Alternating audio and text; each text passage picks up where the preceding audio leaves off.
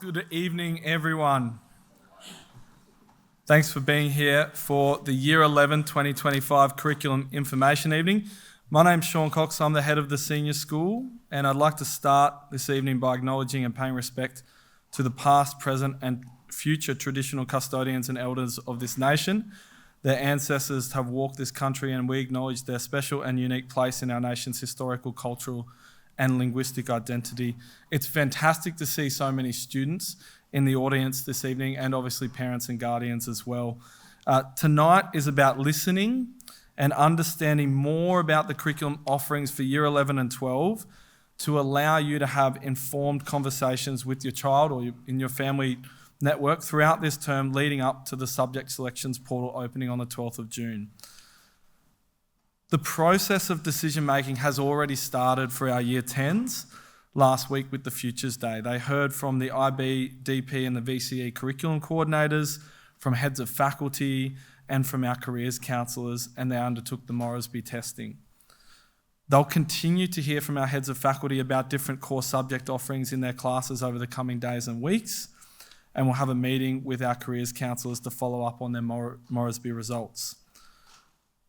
And again, prior to the subject selection portal opening at the end of the term, they'll have a Q&A session with a number of prefects to talk about and hear from them about how they undertook this process a couple of years ago and any of the lessons they learnt. Students and yourself now have access to the 2025 Curriculum Handbook. It's available on Wise, and a number of resources which will be available in the coming days and weeks on particular faculty subject information.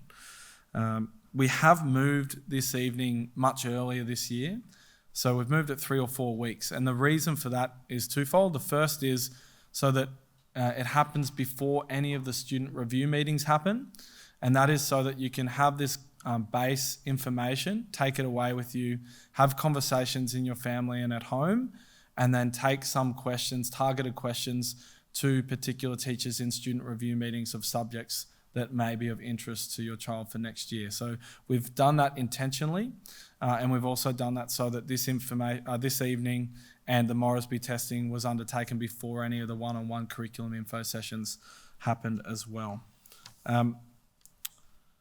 We can see on the slide the list of the presenters tonight. They're all experts in their respective areas, and so I do hope the evening is informative for you. And there should be time at the end for questions. And we've got some FAQs that we've put together as well. I do want to let everyone know that the evening is being recorded, so you will be able to go back and it will be published on Wise, so you will be able to go back and re-watch any parts that you may want or need to. The main reason, though, it is being recorded is because many of our learning and residence boarding families and parents aren't able to be here tonight, and we want to make sure they're also thought of and included in this process as well. So that's all from me. I'll get back up at the end to help with answering questions, but I'd now like to hand over to our VCE curriculum coordinator, Mr. Andy Whitby. And for those coming in late, feel free to just walk in, find a seat anywhere you'd like. Don't feel like you have to wait.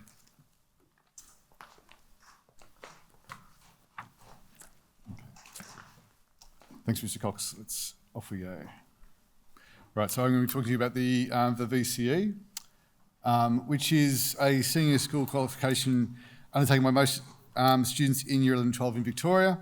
It's governed by the Victorian Curriculum Assessment Authority, or VCAR. It's a qualification recognised around the world. It enables students to obtain knowledge and skills in a wide range of studies, and it provides pathways to universities to TAFE and employment. And every year there's about 50,000 students across the state who will undertake the VCE. And it allows for, it's designed to cater for a range of students. So from your student at Melbourne High who's going to go off and save the world and research into cancer and everything, to your students in a single parent family in Maui struggling, doing things really hard. So there's a wide range of options available to us. So when we talk about subjects in VCE, we talk about studies. So each study consists of 4 units, with a unit being a semester in length. So at Year 11, they'll do units 1 and 2, and at Year 12, they'll do units 3 and 4. And the Year 3 and 4 students must be taken in a sequence. So in Year 11, they must do 6 studies, okay, so 6 subjects. That's the standard, and at Year 12 it's 5. We do have some scope for offering a reduced load in cases where students have evidence that supports that. That's a conversation for later. To successfully achieve the VC, they must complete 16 units. And 3 of those units come from the English group, 2 of which must be a 3 and 4 sequence. We offer 3 of the 4 English subjects that are available: English as additional language, and literature. In terms of maths, there are 3 different levels of maths. There's general maths, which the majority of students will undertake, mathematical methods, and specialist maths.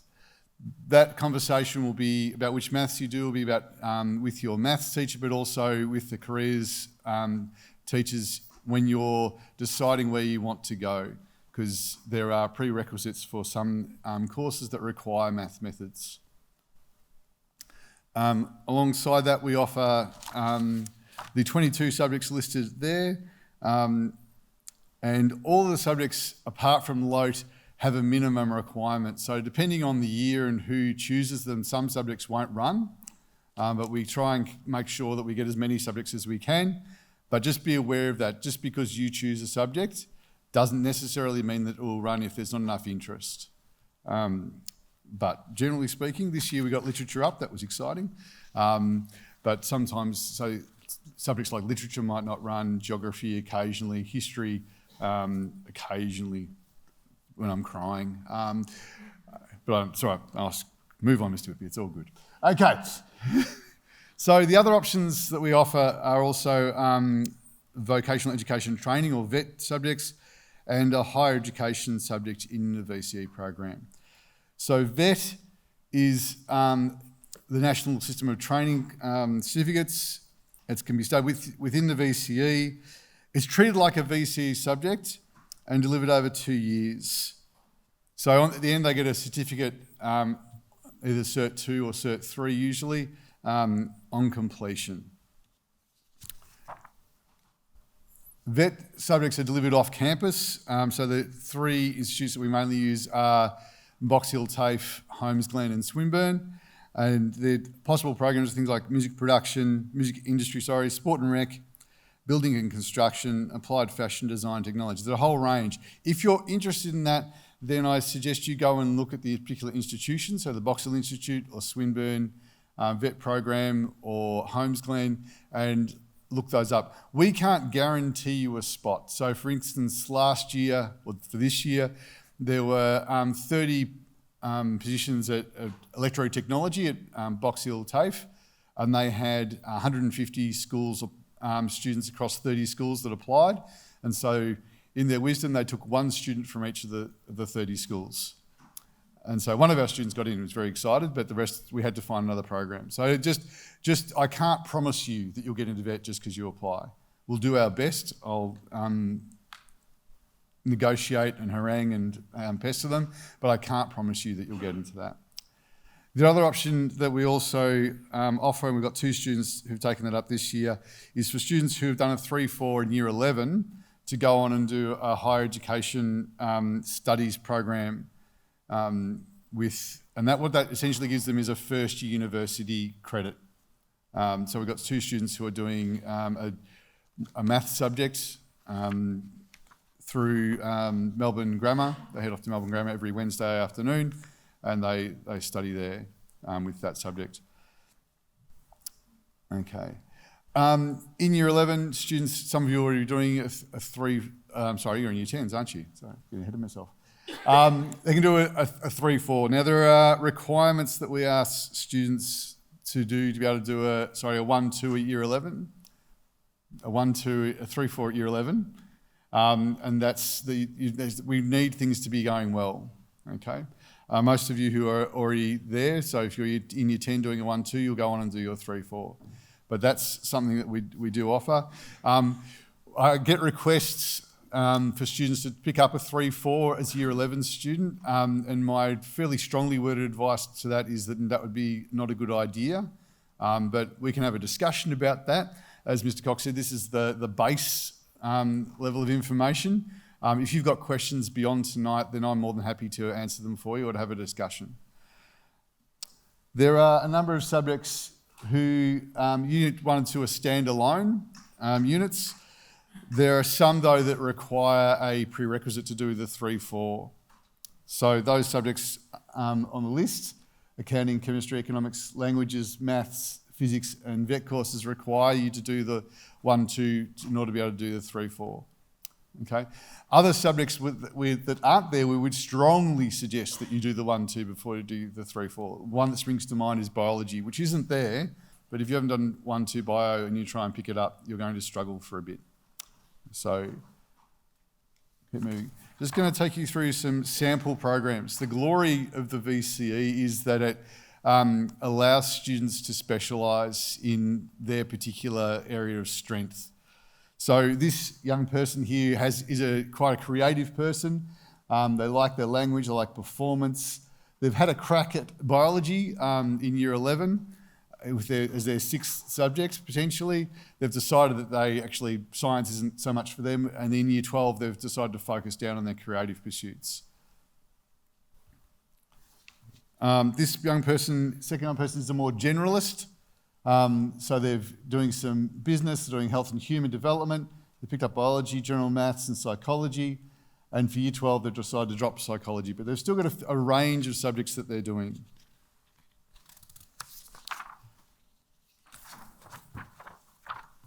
Next person is a humanities person. They love thinking about the world and about people, and so that's where they've headed. So they're doing English, history, psychology, geography, maths methods, and vet. Okay, and they're off on their way thinking about the world. This is our classic STEM math science person, and often what we get is this is students who love their maths and they have to do English because they have to do English. This is a course that this person would do. This is an incredibly challenging course this person has chosen. As I said before, the VC caters for a wide range of students. This is a student who really is hitting their straps with their maths. This is someone who is heading off into the world of engineering or perhaps biomedicine, and that's where they're going. And they know where they're going there, so they're very keen, particularly if they choose to do the higher education biology. And this last person is the closest to probably an IB program in VC that you'll get with. This is an all-rounder. They've got the literature, they've got their French, their math methods and their science, and they're doing theatre studies, which is interesting. And often what we find is that because of blocking, we can make things work. I've got one student who's doing theatre studies in physics at Year 11 this year, and we've been able to make that work through Virtual Schools Victoria. And next year, that will resolve for them. We know that will, and so it'll work for them. But that required a bit of a number of meetings and some investigation. So I'm very happy to work with you to make your program work within reason and as much as we can. All right, on to the joy of assessment.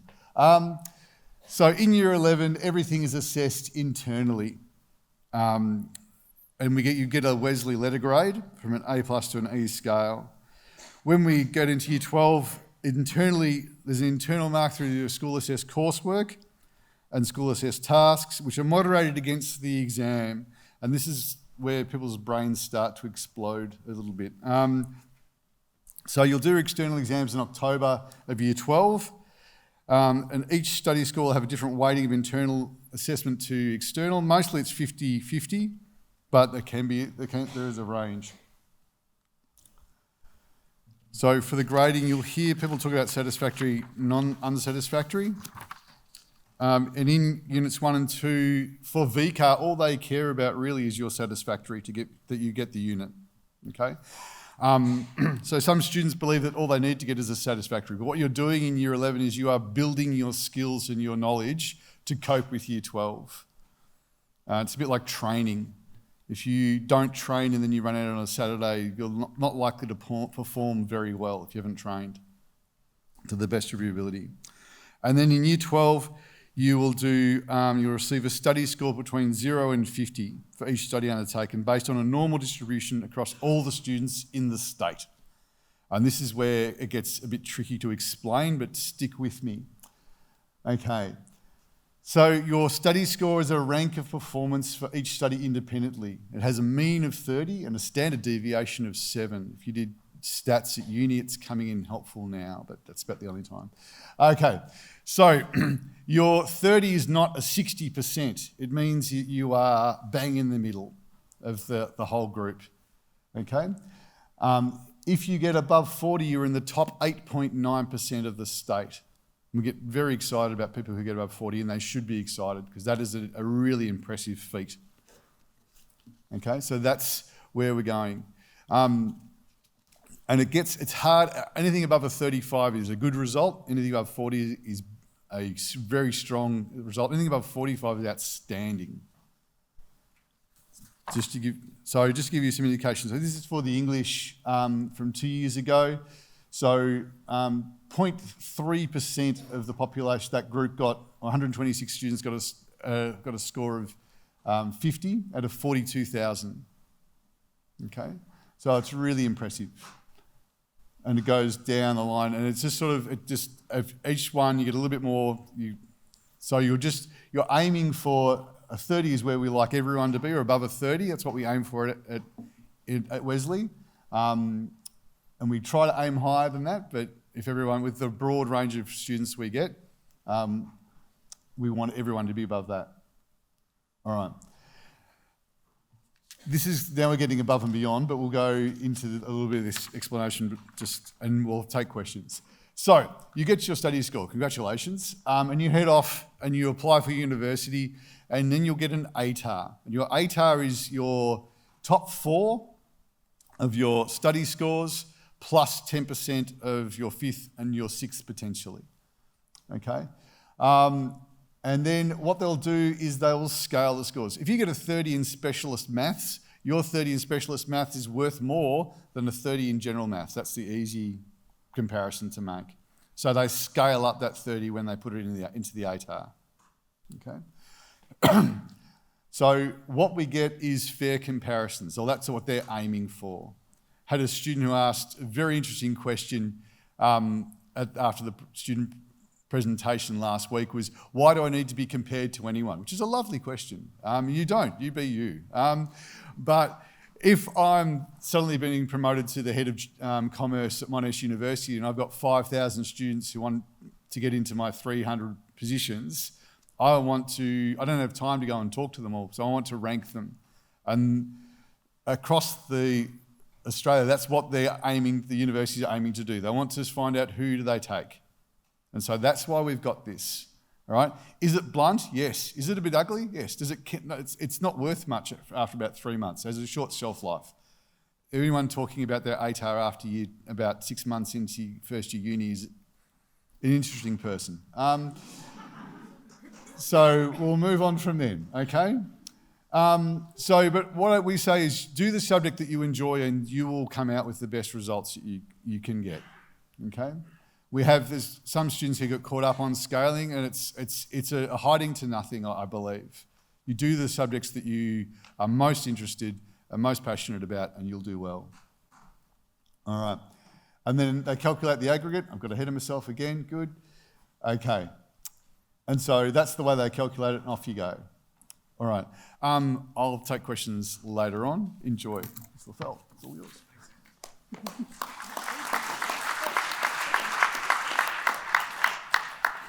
Hi and welcome. Thank you so much for coming in tonight, and again, especially seeing so many students back again to hear about the IB and the VCE. My name's Kate Lefel, for those who I haven't met before. Some of you I've met in another world, I think, in terms of theatre and dance. Today, I want you to remember that all Wesley students are already IB students. Now, I'm not going to market the IB tonight, but I am very passionate about it. It is something I've been teaching for over 20 years, examining, writing their courses, marking exams, making exams. So it is something that I feel very strongly about. But just remember, tonight is about really digesting some of this information And there might be some surprises along the way. So you may not have felt like you or your child were maybe going to be an IB student, and make sure that we're going to try to get rid of those stereotypes a little bit tonight too. There isn't an IB student, it's just our students. And everybody's experience of both the VCE or the IB program is just as unique as the student is themselves. So hopefully tonight you'll just get a little bit more informed. Please keep reaching out. I've had a couple of emails already, and keep asking questions as we go. All right, the other thing that I'm going to try to do is demystify a couple of things as we work through the program also. So just consider today like as a starting point. Also, take the time to consider the advice of others with a grain of salt. So the IB is not necessarily as well known in the community sometimes. So there's a lot of myths and things that occur in terms of the IB. So when you have questions, please seek out the answers around here. We'll tell you the truth, good, bad, and ugly. But be careful. There's a lot of things online. There's a lot of questions on Quora. There's a lot of different things that are out there. And make sure that this is a big decision for you and your young person. Okay, let's have a look. Wrong way. All right, the IB is a different program. It's a different choice than the VCE. It is a true 2-year program, and every year in Year 11, I remind my students that what they learn in the first day of Year 11 will be examined on the last day of Year 12. So that's one of the sorts of things to keep in mind in terms of the program. Whereas VCE is broken up with more distinct units, this is a true 2-year program. You'll also see this sort of the circular image that we have in terms of the holistic approach to the IB program. So I don't know how clear that is, but we'll break it down in just a second anyway. Those approaches to learning that our MYP students have been learning, or PYP if they've been here since the early years, that continues to grow and to be built upon within the IB program as a core component of what they're doing. The next section, also called the core, comprises of theory of knowledge and CAS and the extended essay. And I'll get to that in just a little second. But that again is at the heart of the course, and that's something which you might be a little bit less familiar with. On the outside, you can see that we have studies in each of the different groups. They study 3 subjects at what we call standard level and 3 subjects at higher level in addition to theory of knowledge. The decision to take a subject at either standard level or higher level, it depends on the subject itself, but for most subjects, they can make a decision at the start of Year 11, except for maths and the languages, which we'll talk about. And they can change their mind. We're supposed to teach the course in a way that at the end of Year 11, they can change from either standard level to higher level or higher level to standard level. And we see a little bit of movement of that along the way. These are the groups of our subjects. We call them subjects, and we talk about Group 1, Group 2, Group 3, Group 4, 5, and 6. So you can see there's 2 sets of languages, Group 1 and Group 2. So we have our English A literature, English A Lang and Lit, and already as I'm going through it, I'm thinking there's a lot of information in terms of what each of these subjects will entail. So I'll break that down in a moment. You can see we have it's our first language or mother tongue languages, are your Group 1. Group 2 is what we call the B language, so the second language that the students will study. Group 3 is more of your humanities style subjects. Group 4 are sciences. Group 5 are the mathematics, and Group 6 are our creative subjects, so music or visual arts. And if the student does not want to partake in music or visual arts, then they choose another subject from the earlier ones. So the Group 1 subjects consist of language A choices. So like I said, rather than have English and a language other than English, it's a true international baccalaureate. So the students get to select, at Wesley we offer both English and Chinese A literature as the first language or as mother tongue language, and then there's a second language that the students can choose. So we offer both Lang and Lit for English A and English A literature, and then we also have often an external language. So we often can cater for other languages other than Chinese as a first language and mother tongue language. This year we have a couple of students undertaking Korean, and we've had students, we've got some at St Kilda Road looking at Italian and Dutch that they're about to sit as well. So if there's another language which is the mother tongue, then there's a possibility that we can cater for that for the language A. The Group 2 subjects are language acquisition, so that's a second language that's being learnt. Now, within the program, students may not have been learning a language in Year 10, and that's why we offer Spanish at an ab initio level, so at beginning level. So whether or not, one of the questions that comes up, which we'll talk about later on, you can either continue with the language that you've been learning in the middle years, or if you would like to change to Spanish at ab initio level, then you have that opportunity to change from that subject and move on to Spanish at ab initio, which we'll talk about that a little later. Group 3 are the individuals and society subjects. So our Group 3 choices include business management, economics, geography, history and psychology. As Mr Whitby was saying before, sometimes it's dependent on the number of students who select the subject as to whether all of the subjects run. This is the same for a couple of these subjects. Then we have Group 4 are our sciences. So our Group 4 choices are biology, chemistry. Some others that you may not have been aware of are design, technology, also physics and sports and exercise and health science. So for our students who maybe are not that interested in your traditional biology, chemistry and physics, one of the things in terms of what the IB requires, they have to complete a science subject as well as a humanities subject as well as their 2 languages, so that's something to consider. But within the sciences, if science is not necessarily a strong suit, there are some other options. They're still science, they're run as a science, the level of academic rigour is the same as any other science, but it just has a different content base, such as sports, exercise and health and design technology. Group 5 is mathematics. I'll talk to this a little bit more, it's slightly more complicated. You can only have one mathematics subject, whereas in the VCE course, you can see you could do a couple of different mathematics. These are our options in terms of what we offer here. We have mathematics analysis and approaches at both standard level and higher level, and we have mathematics applications and interpretations at standard level only. So what I just wanted to explain in a little bit more detail is the pathways and how this might impact, and again, have a chat with careers later on, how this might impact university choices later on. This is one of those cases where you can't start at standard level and move into higher level. So that's one of these situations where you really need to decide on the level of mathematics that you would like to start with.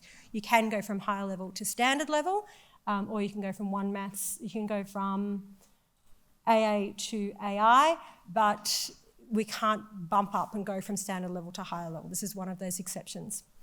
Maybe the best way to think about this is in terms of what the university pathways are for each of them.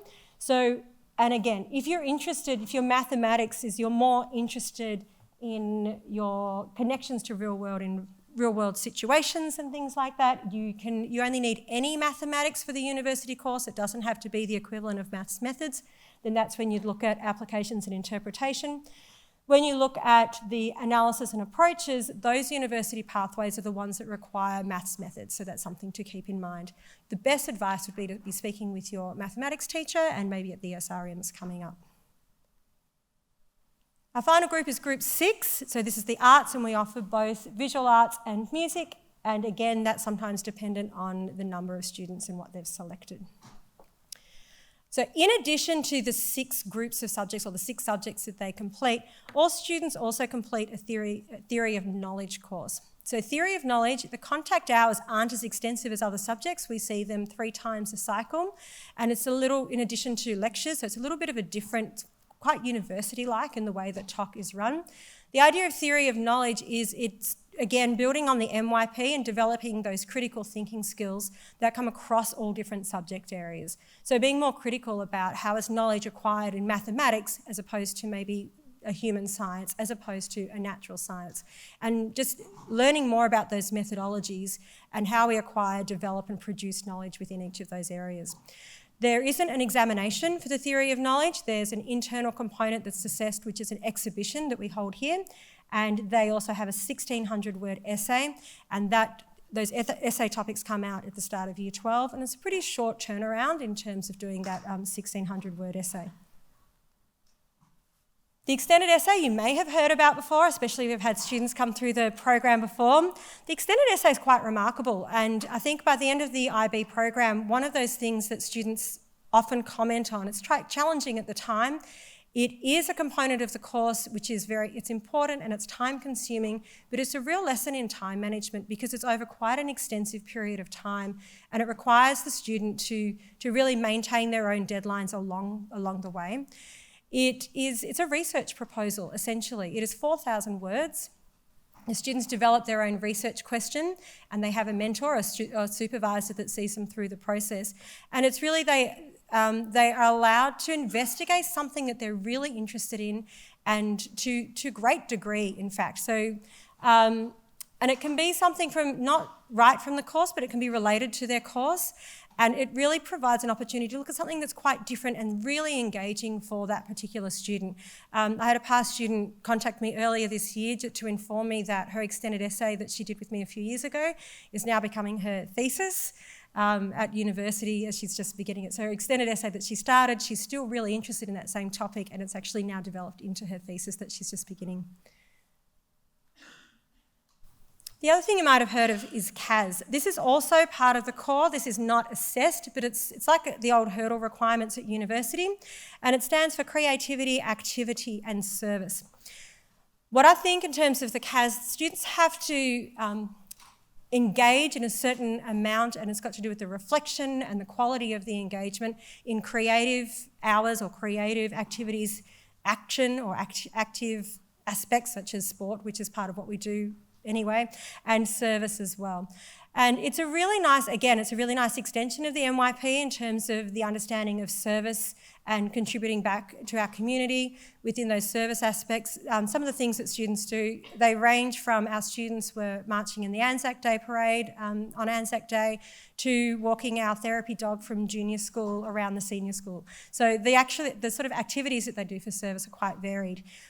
Creativity, again, it's part of the holistic aspect of the IB program in engaging in both creative pursuits and also physical activities. The assessment for the IB, the majority, all of Year 11 is pretty much just internal assessment in terms of us assessing where students are at. But the final is a combination of internal and external assessment. The external assessments are obviously your examinations, and then there's work that's completed at school and moderated by moderators at the IBO in terms of making sure that all our grades are in the right order. The subject grades, this is quite different. You can see, and we're about to talk about assessment in a moment, there's less grey area. So it's not out of 50, it's out of 7. And the other difference in terms of where that score, that IB subject score we call it, is coming from, it's not graded on a curve. I won't be showing you any normal distributions. So in terms of, it's not limited in terms of how many students are allowed to get that particular mark. It's based on criterion. And you'll notice, and we can talk about it later on, there are different grade boundaries for different subjects, for different years, for different cohorts, for different hemispheres. So in terms of what is a 7 one year might be 75 out of 100, and the next year it might be maybe 73 for a particular subject. Depends on the subject. It might be as high as in the 80s or 90s, or it could be, like I said, below 70 even sometimes. Again, the adjustment is generally made for the difficulty of the subject, but it's not still graded on a curve. The other thing in terms of assessment is the theory of knowledge and extended essay is not graded from a 1 to a 7. It's graded from an A, which is an excellent, to an E, which is a fail. So in terms of the overall mark, the maximum score, so your 99.95, comes from a possible 45 points. That's 7 points per subject and 3 points as a possible bonus points, we call them, for a combination of TOC and EE. And you can sort of see how that works out on the little matrix. So in addition to the basic subjects, to get the diploma, you need to satisfy the CAS requirements. You need to have a minimum of 24 points in total. You need to not receive an N or a failing condition for the EE, TOC or a subject. You need to have no more than 2 grade 2s, no more than 3 grade 3s, and at least 9 standard level and 12 higher level points. So whether or not you're awarded the diploma is a little bit more complex in terms of, particularly in comparison with the VCE. This is also an interesting bone of contention. The conversion of the IB diploma score to an ATAR. I'm more than happy to talk about this in greater detail if you'd like to have a further conversation. What has to happen is when our students apply to VTAC for university, they will receive what we call a notional ATAR, and that's based on their overall score in the diploma out of a maximum of their 45. In 2022, you would have heard there's a new system to calculate the notional ATAR, And essentially, in terms of the media, it was sort of supposed to be the death of the IB and all of these things that were going to fall apart. It makes sense, and it is fair. So what it is, it's more finely grained way of changing that 45 into the equivalent of an 8R. So as I was saying before, sometimes a 7 could be 70%, which is very different from the percentage that you have to receive a 50 for in the VCE course. So what they've done, I can just show you a little bit, the difference between 2022 to the new ranking process, if you look at what a score, if it was a 38 before, but it was a high 38 in each subject, then that would be 96.7. If it was a 38, but it was an average to above average within each of their subjects, then it's a 96.7. And you can see it doesn't really matter as to how high their scores were in each subject. If they got a 38, they were given 96.7. Okay? Then if they achieved a score of 37, it was a 95.75. So if you look over to the right, this is the new ranking system. In some ways it could be more advantageous, and in other ways maybe not so. So if it's a high 38, it converted to a notional ATAR of 96.9. But if it was an average, you can just see how it's more finely graded, more finely tuned in terms of within that 38. It now goes from 96.25 to 96.9. However, a 37, if it was high, was 96, which is higher than before the conversion. So it's a little bit complicated. I can give you, these are the 2023 for university entry this year. This is what they were. They're available on the VTAC website, and we can give you the link for that as well. But that's essentially what it was. So if they saw it as a high 45, it was 99.95. It was 45.5 where they converted it. It was still 99.5. But you can see as you come down, it starts to spread out just that little bit more. Okay, I'm going to give you a couple of sample courses in the same way that Andy did. And one of the reasons that we're doing this is to just see, again, this is about what's going to suit you or your child, starting to think about what will actually suit different types of students, because even in the IB course, there's a variety of options that are available. So student 1, they're sitting English A, literature at higher level, French B at standard level, history at higher level, biology at standard level, maths analysis and approaches at standard level, and visual arts. So this is more your languages and creative sort of student. So they're sitting that biology at standard level, so they're still doing their science, but it's at a lower level than some of the other options. Student number 2 is sitting English A, language and literature at higher level. They might not have completed a second language in Year 10, and they're going to be looking at Spanish ab initio at standard level. Business management, maybe not as strong in terms of the sciences, or the other sciences don't really, they're not engaging for them. They're looking at sports, exercise and health science at standard level, mathematics, applications and interpretations at standard level, and economics. So that's more of a business, economics, humanities sort of subject choice. Student number 3, English A at literature standard level, Spanish ab initio at standard level, psychology at higher level, chemistry at higher level, mathematics, analysis and approaches at higher level, and physics at standard level. So this is maybe more of your math science student, and they've chosen psychology as their humanities subject. The final student, this student is sitting Chinese A, so that will be their mother tongue language at standard level, English B as their second language, if you like, at higher level, geography at higher level, design tech is their science at higher level, maths, applications and interpretations, and Spanish ab initio at standard level. So as you can see, there's still a variety of opportunity for variation in the courses, but again, today is just about seeing what works for you, and it's the first point of getting a lot of information, probably a lot of acronyms, but hopefully you'll go away informed and ready to start to make some decisions. Thank you.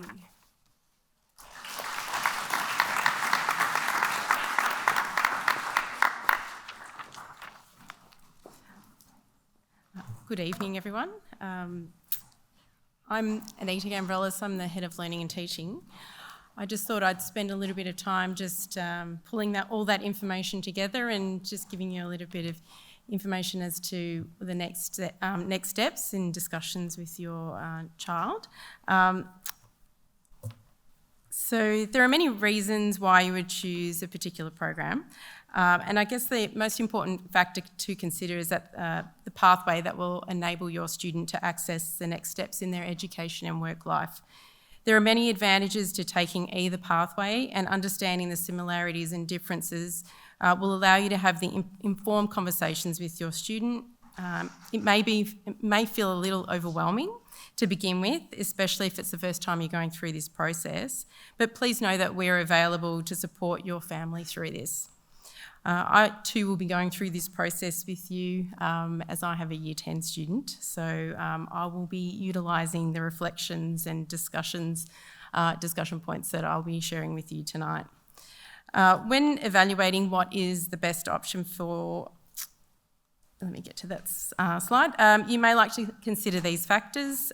So in summary, the VC is tailored with a local perspective in mind. Students can select from a variety of studies that let them explore their interests and pursue their goals. In the VCE, final grades are based on normal distribution, meaning that students are assessed against their peers, which fosters a rigorous academic environment. When it comes to internal assessments, we have our SACs and SATs, and these are a series of tasks mostly completed within class time. This approach allows students to demonstrate their knowledge incrementally. Importantly, English is compulsory under the VCE, but students have the freedom to select other subjects from a broad range of offerings. In contrast, the DP adopts a global perspective in its curriculum, preparing students for a world that is increasingly interconnected. The assessment method for the DP is a criterion-based, focusing on individual performance against set standards, rather than ranking students against one another. The internal assessment in the DP is a significant task and requires both in-class and outside class work, including a thorough drafting process, which teaches students critical research and editing skills. And of course, we've got the extended essay requirements, the TOC and the CAS. The DP also has prescribed structures in terms of subject selections, as Kate outlined, and they'll need to work through and select those subjects from the 6 groups. These subjects are, of course, taught over 2 years, which allows an in-depth exploration and understanding. Furthermore, both paths are accessible for all students and offer distinct advantages depending on your student's interest and university aspirations. The VCE provides flexibility and familiarity, catering to those who have a clear vision of their preferred subjects or career path in a local context. On the other hand, the DP's holistic approach fosters a global outlook and develops strong analytical and communication skills. The Senior School Curriculum Handbook summarises all the key points regarding the programs with links to the subjects on our WISE platform, and it includes the curriculum outlines with objectives and the types of assessments to expect, including the percentage breakdowns for each assessment type. Ultimately, when we are connected and find meaning and purpose to what we are learning, we are more likely to invest in the journey. So if we do see obstacles as negatives, we don't see obstacles as negatives, but as challenges to conquer. Following passions and interests helps to build our motivation. Either program is a huge commitment. Thus, tapping into our passions and future directions are important elements for consideration. I appreciate it's not easy to have successful conversations with your young people at home.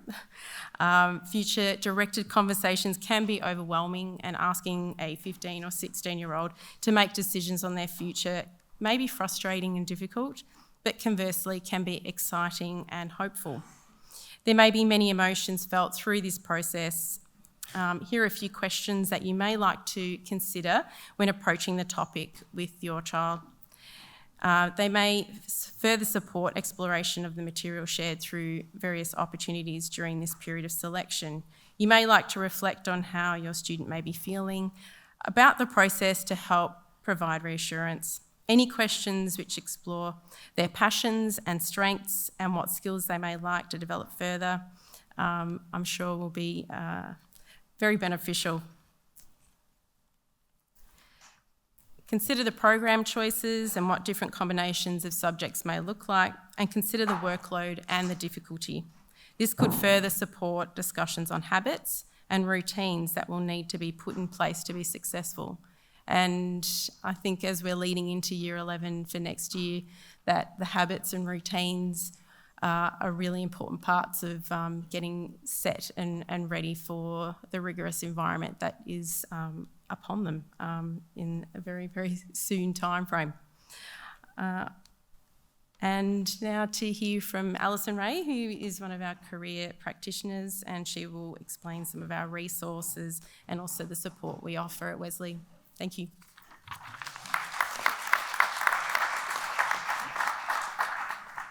Thank you very much, Anita. The first thing I wanted to say is don't panic. It's very nice to see so many students here, and that means that you are actively engaging in this process. If you are passengers in this process, the decisions that you make will not necessarily be the ones that are best for you. So it's great to see so many of you here. These are important decisions, but these are really the decisions for the next 2 years for your time here at Wesley. They are not defining of what's going to happen for the rest of your life. They are designed, the decisions that you make will be setting you up for success in your final years at Wesley and to give you a range of options for when you finish school in the short term. You are not making decisions that are going to define the rest of your life. So let's just have a think about some of these things. So you did your Morrisby last week, and I hope that students, you have shared the output of that with your parents.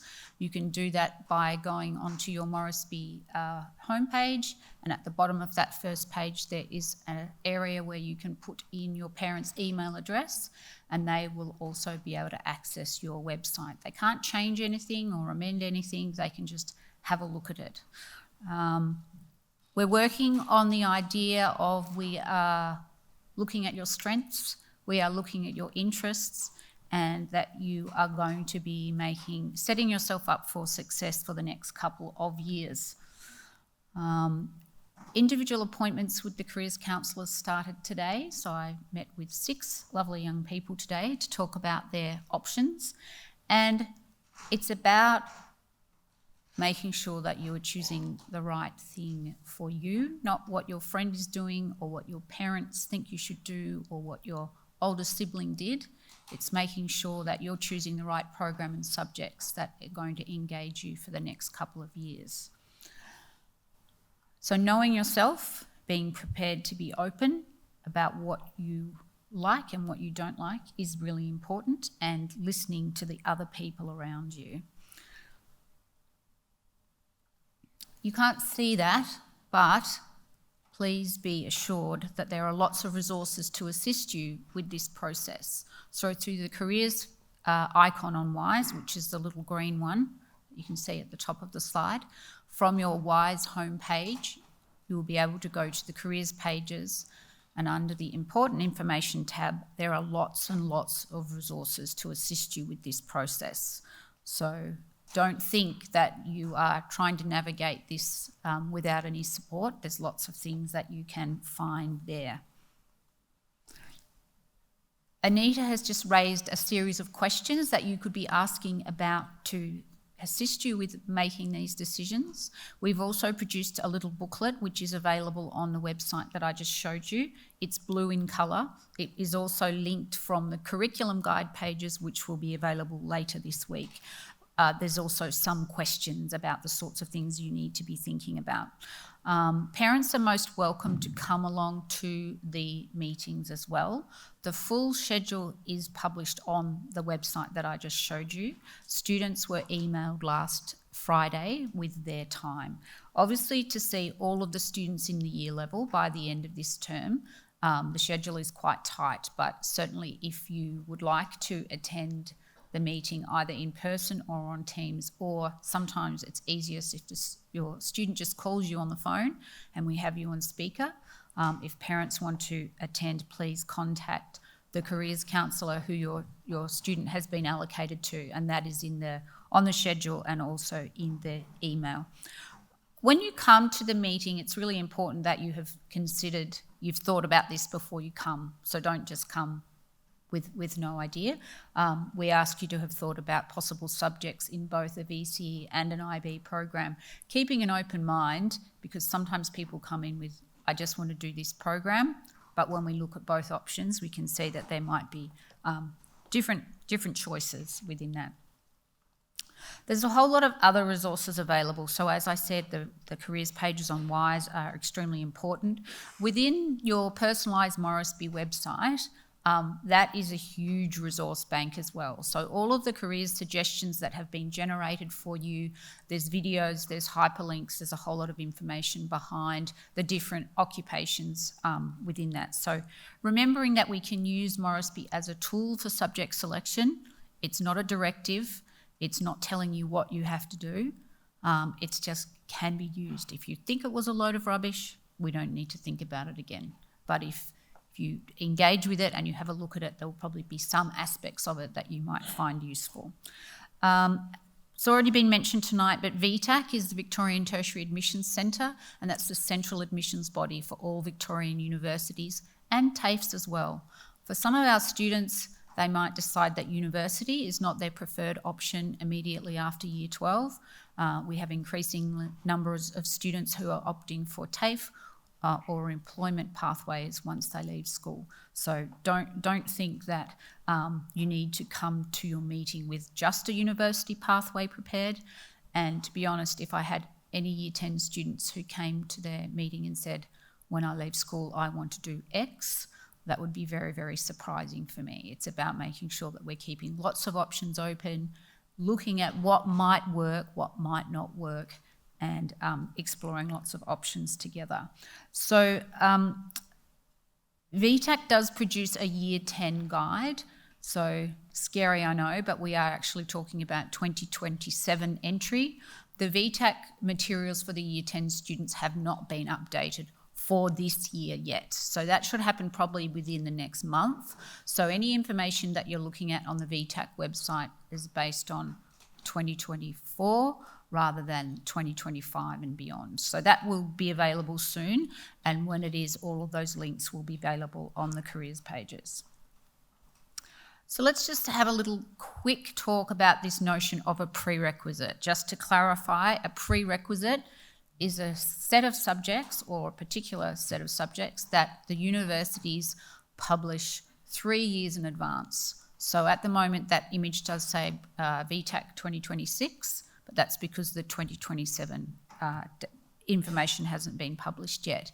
The universities must set their prerequisites 3 years in advance to make sure that Year 10 students can plan appropriately. Most universities these days, their prerequisites are fairly laid back. Most courses will say English is the only prerequisite. For lots of other universities, many courses, English is the only prerequisite and nothing else. But we're making sure that we are planning for a range of courses at a range of universities working with your strengths. So the 2027 prereqs will be advertised soon, but we will be looking at sensible combinations of subjects that work for students. VTAC's website is undergoing a major change at the moment. So those VTAC images that you can see on the screen, and if you go on and look at VTAC now, it will look very different when all of the information is produced for the new cycle, which will be in July. So as I said, please come prepared to your meetings. Most importantly, be prepared to talk about yourself. Ms Timmins and I, Claire Timmins is the new careers counsellor working with me. She just started this term, so she's really looking forward to meeting the Wesley students, and we look forward to working with you to plan out the best possible options for you for the next 2 years. I'm going to pass to Mr Carroll, and he's going to talk you through the mechanics of how you put your subjects into the subject selection system.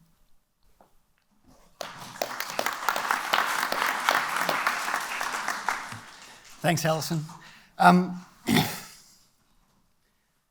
Yeah, in one sense my job's really, really simple. In another job it's really, really important because I just want to make sure we've got 170-something people who will be enrolling in Year 11, And if we don't know exactly what each and every individual student wants to do exactly as they put it down with their preferences, we can't make the right decisions about which courses run, which courses don't, and where they go in the system. So I just want to briefly run you through what the subject process looks like and give you some key dates and a couple of key things to remember. So far there's been the Moresby testing and the results, there's been the subject information, you've heard from Mr. Whitby, Ms. Lafell, Ms. Gamfrelis, Ms. Ray, about all the different things that have gone on. In the meantime, there'll be, I would imagine, long drives talking about subject choices, so you can get your kids talking about those things or something, I don't know. Go into the car wash, get them stuck in there so they have to talk about it. And anyway, so you get to that point and there's decisions being made, hopefully. All right, you got student review meetings and you'll ask a few questions there, that might help. The 12th of June is the first time when you'll actually get an email where these things will open up. And then you've got till the 24th of July. So there's 6 weeks. So it's week 3 of next term, which is the final date. So if the first thing I'd like you to think about, 12th of June, there's nothing you can do, even if you've made a decision until that day. And then the 24th of July is when it all shuts. So you'll get an email, you'll open up the link, and the first thing you'll go add new preferences. You'll hit the green button, and then you get the choice between a full IB diploma badge and SILF and VCE, which is there. I don't think SILF isn't an option. I think that's just the grey's been put there. So you get the choice between the IB and the VCE. Now, if you've got the IB, I'm not going to leave this slide up. Ms. Lafell's been through the options, but pause, take a screenshot, do whatever you need. If you would just want the most simple instructions for the IB DP subject selection list, this is it. So you've got drop-down menus. I'll go back.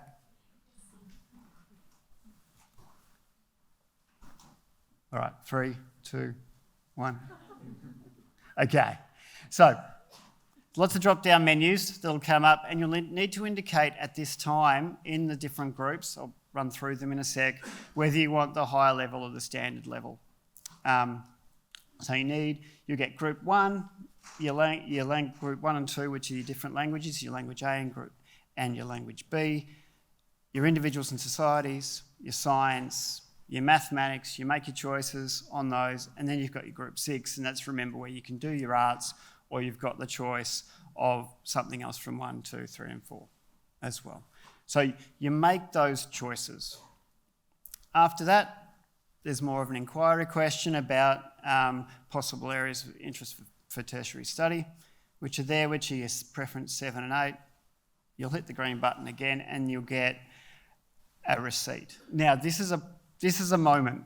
This is a moment that some students make mistakes in once this is done, because they go, "I done, preferences tick," walk off, turn the computer off, shut the screen. It's not submitted. All right, that submit valid preferences box is really, really essential at this point in time. Make sure you press the green button. All right, don't cancel, don't log out, just the green button, because then you get the receipt. And you'll get emailed a receipt, but take a screenshot of the receipt, save it somewhere as well. Do everything you can to make sure you've got a copy of exactly what you chose. Just in case there's an issue, you've got a copy of what you chose. All right, so please keep a copy of that. Now, so that's the IB. Now, I'll pause here for a sec. You've chosen to do the IB, and then it gets to the 20th of July, and you go, "No, I want to do the VCA."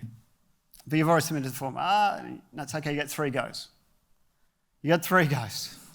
All right, so this is when you've got 3 goes, you can come back and people will make different choices and things. You can even do the first one as a practice and go, "Oh, no, I don't really like that," and actually go and do a real one. So you press the VCE button. This time, it's more of a one-pager this time. So you select your 6 subjects. There's a slightly different option if you're doing a 3-4, which I'll run through as well. And then you've got your 2 maths subjects as well. So the first page is you choose your English out of those 3 that are there.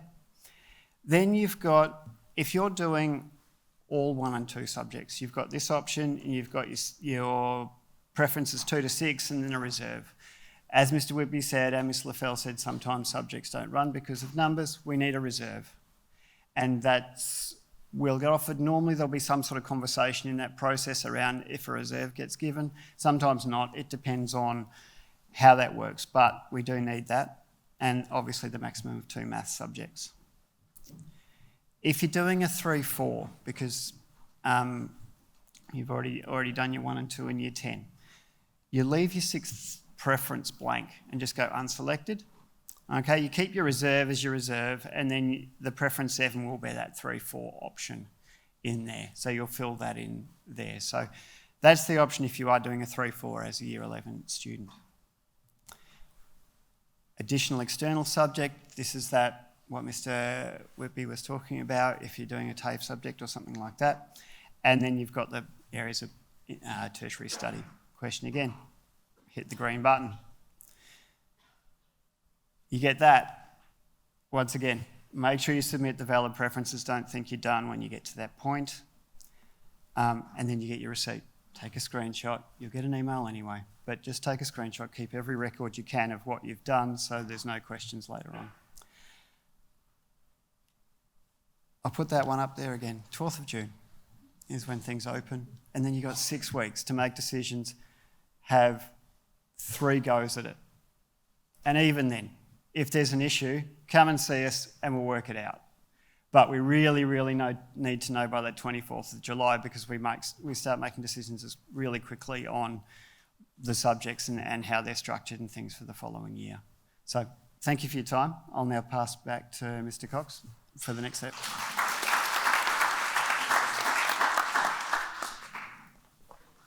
Thank you, James, and all of our presenters. What to do now? The curriculum handbook for 2025 has been published on Wise, and you saw some screenshots of the careers page from Alison. I'd really encourage you to go and have a look through that. I've been looking through it a lot this year to try and understand more about careers, and it is a brilliant resource that we have for our family. So I'd encourage you to have a look at that. Students, talk to your teachers, talk to your heads of faculty, curriculum coordinators, heads of school, and when you get opportunities to, at the student review meetings later this week and next week, encourage you to have conversations with teachers as well to help you in the process at home. We're going to have time for some questions, and we'll all stay behind after the questions as well if you have any particular questions that you don't want to ask as a group. But before we get to the questions, we put some FAQs up that get asked pretty much every year. So I'll pause for a moment. There's 2 of these slides and let you read, and then in a moment go to the next slide and then open the floor to other questions.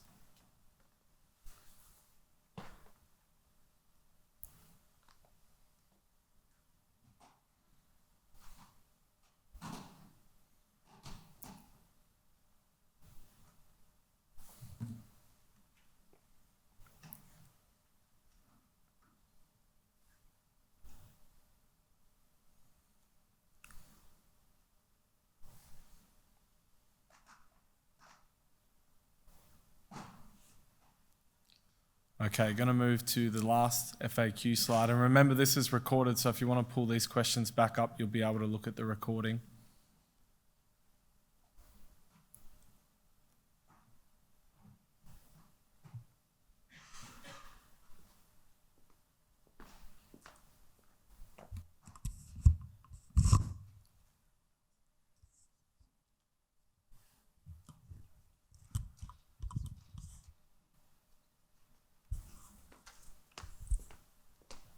Okay, I'm going to be on the hot mic to go around to the room so that Carlos has let me know that whatever questions get asked need to be asked through the mic so that our boarding families who are watching the recording are able to hear the questions. Before I do, Alison just wants to say a couple of words about one of these FAQs. The question about whether the VCE was accepted for overseas universities is a really important one, and one that students mention to me all the time. I just wanted to mention that quickly I need to say I work part-time at Wesley. Last year I was employed to work casually at another school just doing their international applications because I'm quite experienced in doing that. That was a VCE only independent school, and I had 20 students who applied for overseas with the VCE. So please don't say to me, I want to go overseas, so I have to do the IB, okay? Thanks, Alison. I'll just add to that. I was the head of learning in residence until this year, and we have 3 students commencing university in the US on scholarships for tennis or basketball, all of which did the VCE. So certainly want to add to that sentiment as well. Okay, if you've got a question, I'll run up to you and give you the mic. Over here's first.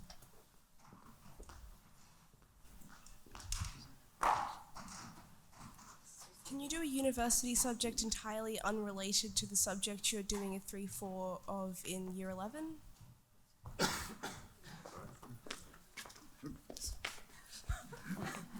Sorry, repeat the question, Claire. Sorry. Can you do a university subject entirely unrelated to the 3-4 subject that you've done in Year 11? So can I do university physics if I'm doing literature now and in Year 11? And you haven't done 3-4 physics? I love an No. easy question. You haven't done 3-4 I physics? wouldn't have in Year 12. No. Great.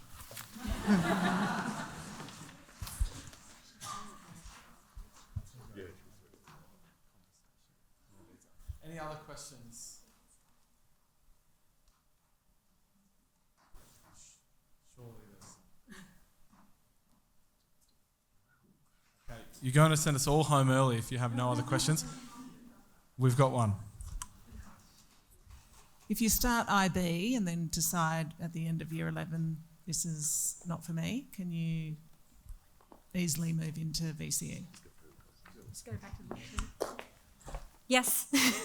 Yes, you can't go the other way. Yes, you can definitely start. We've had a number of students that have started with the IB program in Year 11 and then they've changed to the VCE program because it suited their needs. Did that answer the question? Okay, any other questions?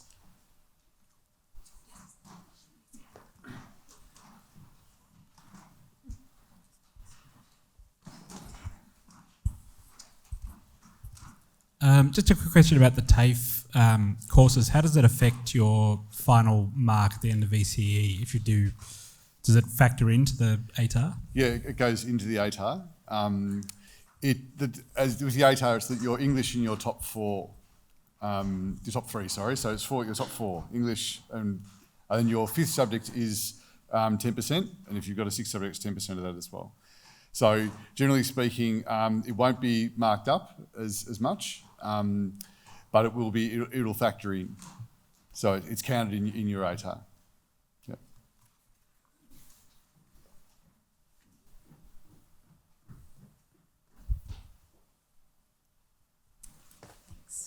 You can stay up.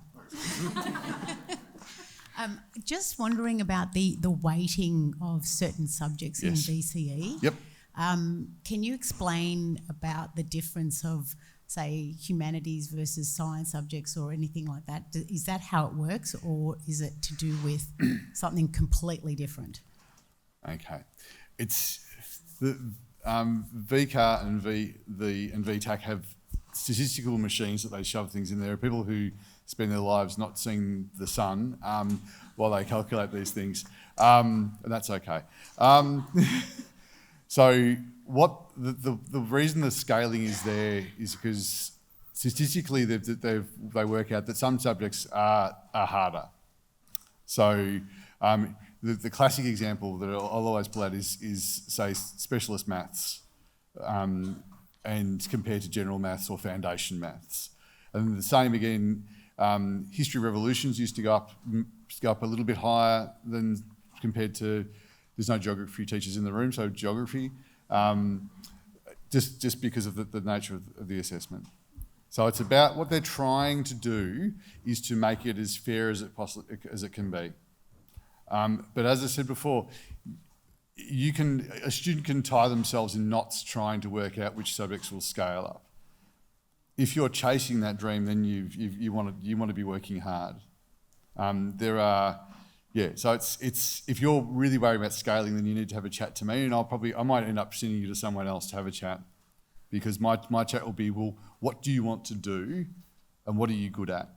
What comes naturally to you?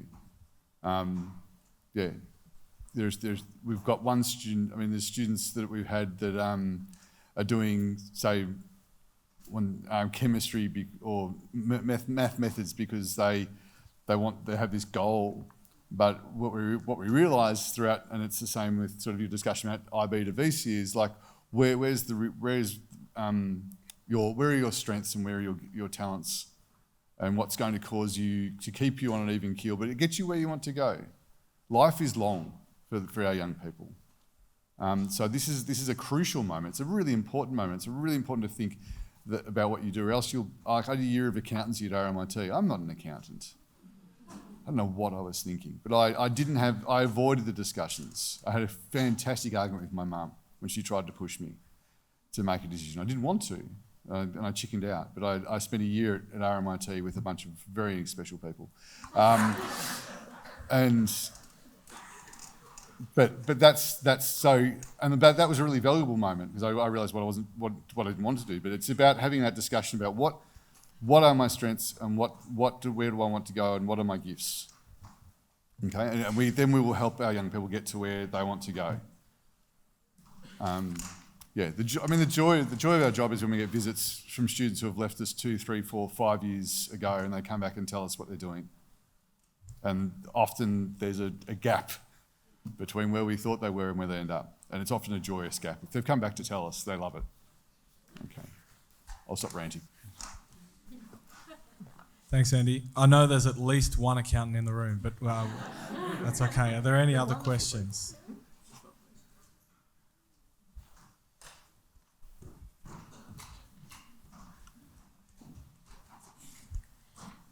I was just asking with the IB extended essay if there's any benefit of doing the essay about a university subject that you're interested in, or like what is the required whatever. Good question. So the subjects that are offered for the extended essay are the same as the subjects that we offer within the courses.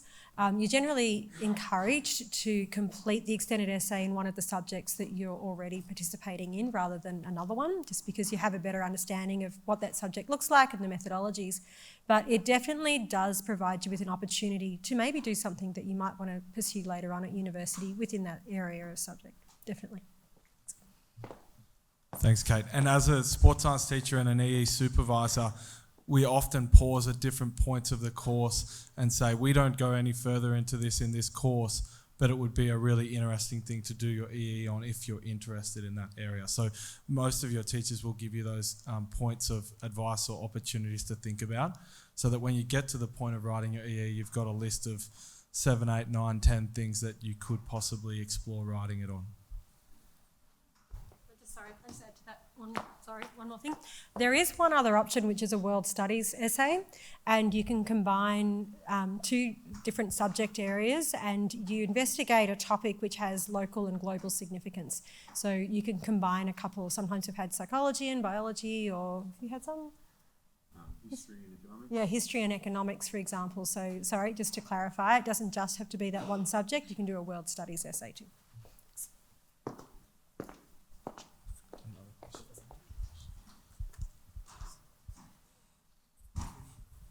Regardless of IB or VC, what assistance can Wesley provide for preparing students' international university applications?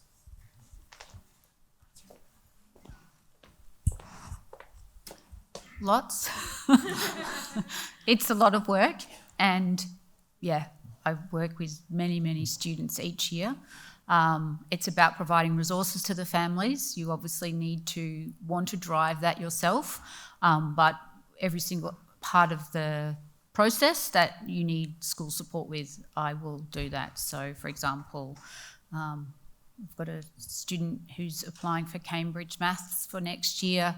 He needs to do a particular admissions test. The 2 places that used to run those tests in Melbourne have decided not to offer it anymore. So this evening I was working out how do we register as a test centre so we can have him sit that test. So whatever help you need, yes, we will work together on that.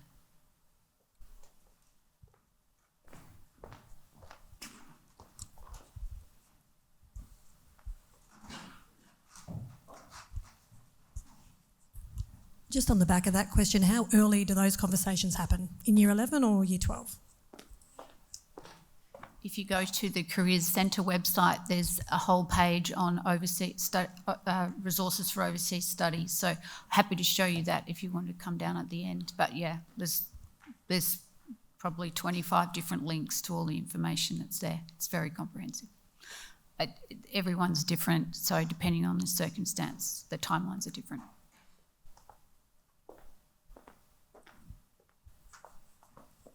Okay, we might have reached the end of the questions. If there are people in the audience thinking that they do have questions that they don't want to ask in the public forum, we'll all stay behind.